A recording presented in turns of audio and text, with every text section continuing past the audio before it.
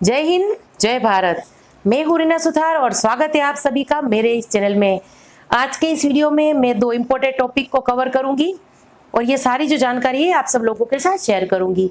लेकिन इससे पहले जो मेरे प्री मैच्योर रिटायरमेंट वाले भाई है इनके बारे में भी बात करूंगी। चाहे थोड़ी सी ही सही, मेरे पास कुछ इन्फॉर्मेशन है वो मैं आप सब लोगों के साथ शेयर करूंगी प्री मैच्योर रिटायरमेंट वालों के लिए। और इसके बाद जो केंद्रीय सैनिक बोर्ड की तरफ से एक कट ऑफ डेट जारी हुई है, जिसको जानना सभी भूतपूर्व सैनिक हो, चाहे वीर नारियां हो या उनके डिपेंडेंट हो, इसके लिए बहुत ही जरूरी है। इसके बारे में बात करेंगे और हम बात करेंगे पान कार्ड और आधार कार्ड को लिंक करने को लेकर जो हमें एक नई डेट मिली है, इसको लेकर जिसकी जानकारी हमें पीआईबी की रिपोर्ट से मिली है। तो ये दो ऐसे इंपॉर्टेंट टॉपिक है जिसको आज की इस वीडियो में मैं कवर करूंगी। तो चलिए ज्यादा देर ना करते हुए आज के इस वीडियो को शुरू करते हैं। लेकिन वीडियो को शुरू करने से पहले अगर आप मेरे चैनल पे नए हैं तो चैनल को सब्सक्राइब कर दीजिए और अगर वीडियो पसंद आए तो लाइक और शेयर करिएगा। तो चलिए अब इस वीडियो को शुरू करें। और जैसे कि मैंने वीडियो के शुरू में कहा, मैं सबसे पहले आज बात करूंगी मेरे प्री मैच्योर रिटायरमेंट वाले भाइयों के लिए, क्योंकि आप सब कमेंट्स के जरिए मुझसे पूछते रहते हैं कि और कहते रहते हैं कि मैम आप भूल गए प्री मैच्योर रिटायरमेंट वालों के लिए बात करना, पर ऐसा नहीं है। OROP 2 में जो प्री मैच्योर रिटायरमेंट वालों के साथ अन्याय हुआ है, उनको इस पे रिवीजन से जो बाहर रखा गया है, इसको लेकर देखिए कुछ एक संगठनों के द्वारा शायद, मैं कहूंगी शायद कह रही हूं, केस करने की तैयारी है। क्योंकि मुझे एक ऐसा कमेंट्स के जरिए पता चला है, मेरे एक व्यूअर्स हैं, इन्होंने मुझे कमेंट किया कि मैम प्री मैच्योर रिटायरमेंट वालों के लिए अलग से केस होगा। सिर्फ इतनी ही इन्होंने जानकारी दी है। अच्छा होता कि अगर विस्तार से कुछ बताते तो मैं ये भी इंफॉर्मेशन मैं आप सब लोगों के साथ शेयर कर सकती थी, लेकिन अभी सिर्फ इतनी ही खबर है। और आगे जब इसके बारे में विस्तार से मुझे कुछ पता चलेगा, मैं जल्दी से आप सब लोगों के साथ शेयर करूंगी। तो ये तो थी बात प्री मैच्योर रिटायरमेंट वालों के लिए। तो इसको लेकर अगर हम एक्स और वाई ग्रुप की बात करें तो देखिए, जैसे कि आप सब जानते हैं कि सीपीसी में बहुत सारे लोग हैं जो ग्रीवेंस डालते रहते हैं। तो हमें यह भी पता चला है department of ex serviceman welfare को पीसीडीए के द्वारा लिखित में यह जानकारी दी गई है कि इस टेबलों में गड़बड़ी है और इसको सुधार की जरूरत है, यानी कि एक्स ग्रुप और वाई ग्रुप को। तो अगर ऐसा हो जाता है तो इसका फायदा काफी हद तक पेंशनर्स को होगा। तो चलिए, ये तो अच्छी खबर थी जो मुझे लगा मुझे आप सब लोगों के साथ शेयर करनी चाहिए। और अब बात करते हैं पान कार्ड और आधार कार्ड को लिंक करने को लेकर जो हमें 31 मार्च आखिरी डेट मिली थी, इसको केंद्र सरकार ने आगे बढ़ाते हुए कौन सी हमें नई डेट दी है, इसके बारे में हम जल्दी से जान लेते हैं। और ये भी जान लेते हैं कि अगर पान कार्ड को आधार कार्ड से लिंक नहीं करवाया तो हमें कितना नुकसान हो सकता है। क्योंकि आप सब जानते ही हैं कि आज के दौर में पान कार्ड एक बहुत ही इंपॉर्टेंट डॉक्यूमेंट्स है। हमें चाहे पासपोर्ट की जरूरत हो, या बैंक अकाउंट में हमें कुछ काम हो, या ऐसे फाइनेंशियल कोई भी काम हो हमें, या बिजनेस को लेकर, बिना पान कार्ड के हम कुछ नहीं कर सकते। तो जल्दी से हम इसके बारे में जान लेते हैं। देखिए, जैसे कि मैंने आप सबसे कहा, पीआईबी यानी कि प्रेस इंडिया ब्यूरो की रिपोर्ट एक आई है जो कि 28 मार्च 2023 को प्रेस इंडिया ब्यूरो ने हमें यह जानकारी दी है कि जो पान कार्ड को आधार कार्ड से लिंक करने की लास्ट डेट जो 31 मार्च थी, उसको आगे बढ़ाते हुए 30 जून 2023 कर दी गई है। यानी कि हमें 3 महीने अतिरिक्त मिल गए हैं। क्योंकि देखिए, अभी भी काफी ऐसे लोग थे जिन्होंने अपना पान कार्ड आधार कार्ड से लिंक नहीं करवाया था और 31 मार्च के बाद उनको 10,000 जैसा जुर्माना भी लग सकता था।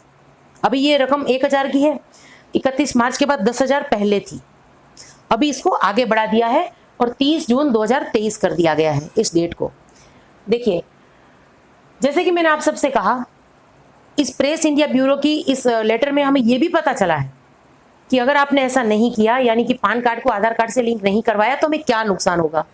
देखिए, ऐसे पान कार्ड को कोई रिफंड नहीं प्रदान किया जाएगा। यानी कि अगर आपका पान कार्ड एक निर्धारित डेट के बाद आधार कार्ड से लिंक नहीं होगा तो वो फेल हो जाएगा, और ऐसे पान कार्ड को जब आप यूज करेंगे तब यूज नहीं कर पाएंगे। तो ऐसे पान कार्ड के लिए आपको रिफंड भी नहीं मिलेगा।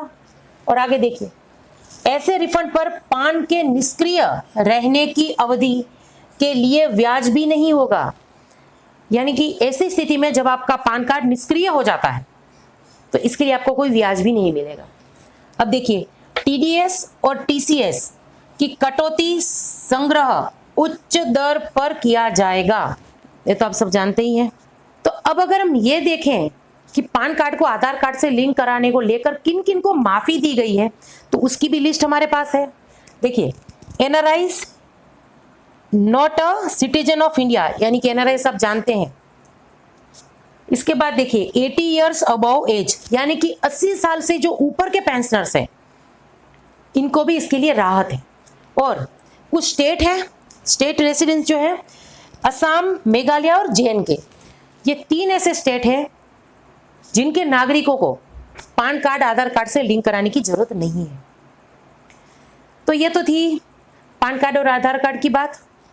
अब हम बात करें केंद्रीय सैनिक बोर्ड की तरफ से जो ग्रांट हमें मिलती है और इसको लेकर एक कट ऑफ डेट जारी हुई है, उसकी बात करते हैं। वैसे कि शायद मैंने वीडियो के शुरू में मैंने कहा, मुझे याद नहीं है, मैं फिर से कह देती हूँ कि इस पीडीएफ की लिंक मैं अपने डिस्क्रिप्शन बॉक्स में दे दूंगी, आप वहां पर जाइए, इसको डाउनलोड कर अपने पास रखिए।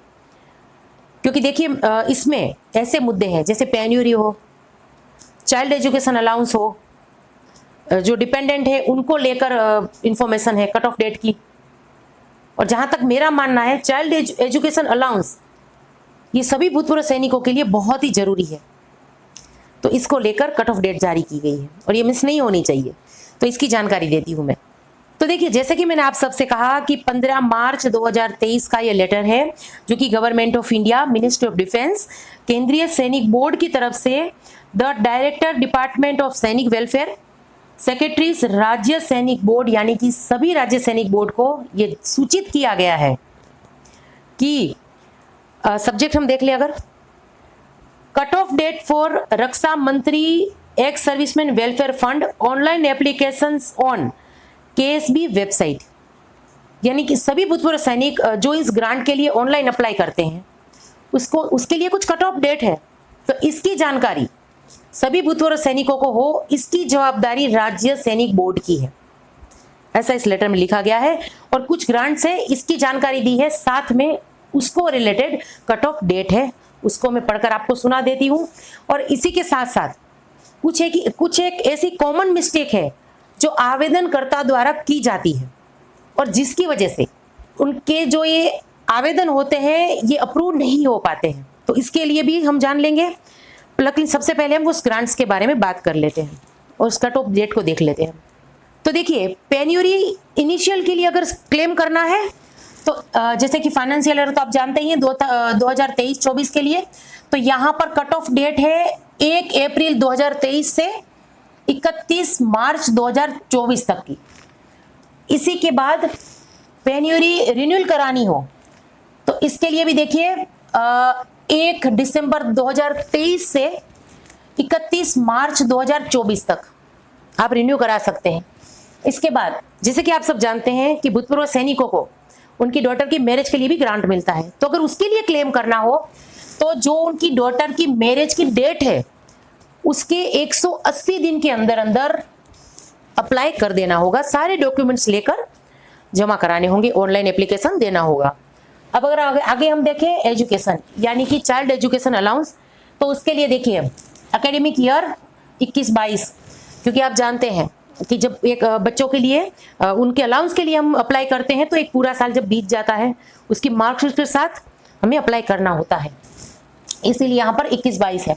देखिए 1 से 9 क्लास के बच्चों के लिए और 11 क्लास के बच्चों के लिए यानी 11वीं के लिए 30 अक्टूबर 2023 यानी कि 30 अक्टूबर 2023 की डेट है। इसके बाद 10वीं और 12वीं, क्योंकि ये बोर्ड होती हैं तो इनके रिजल्ट भी जाहिर सी बात है लेट आते हैं, तो इसके लिए 31 अक्टूबर 2023 ये लास्ट डेट है। इसके बाद देखिए अंडर ग्रेजुएशन के लिए 30 नवंबर 2023।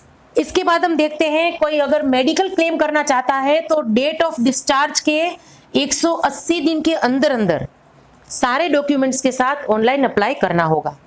इसके बाद देखिए डिसेबल चाइल्ड, वो भी नो लिमिट, यानी इसके लिए कोई भी लिमिट नहीं है, कोई भी इसके लिए कट ऑफ डेट नहीं है।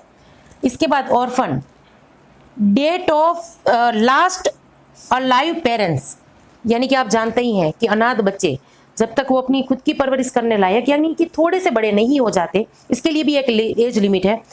ऐसी स्थिति में जब कोई बच्चा छोटा है, उनके पेरेंट्स, उनके पापा भी नहीं है, तो उनकी मम्मी जिंदा है तो कोई बात नहीं, लेकिन ऐसा बच्चा जिनकी मम्मी भी नहीं रहती है, तो ऐसे बच्चे भी ग्रांट के लिए अप्लाई कर सकते हैं।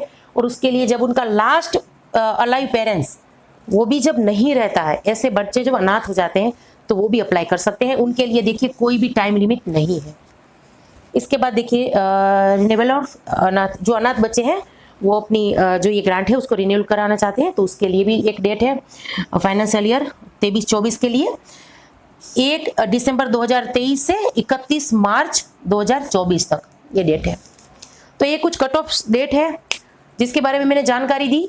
इसी के साथ अगर मैं बात करूं कुछ कॉमन मिस्टेक की, क्योंकि केंद्रीय सैनिक बोर्ड के ध्यान में आया है कि जो आवेदनकर्ता द्वारा कुछ कॉमन मिस्टेक की जा रही है, इसकी भी जानकारी इन्होंने हमें इस लेटर में दी है।